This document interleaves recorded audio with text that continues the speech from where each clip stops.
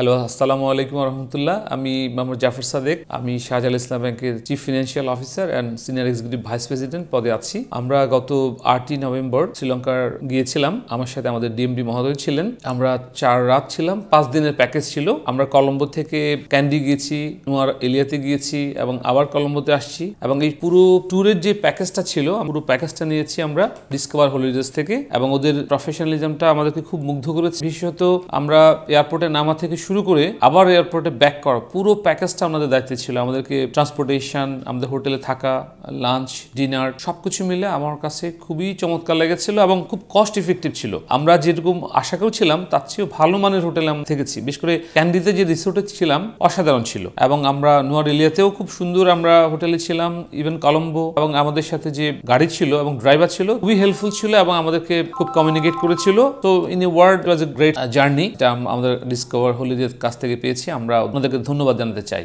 এবং ওনাদের ব্যবসার উত্তরোত্তর সমৃদ্ধি কামনা করছি। ধন্যবাদ।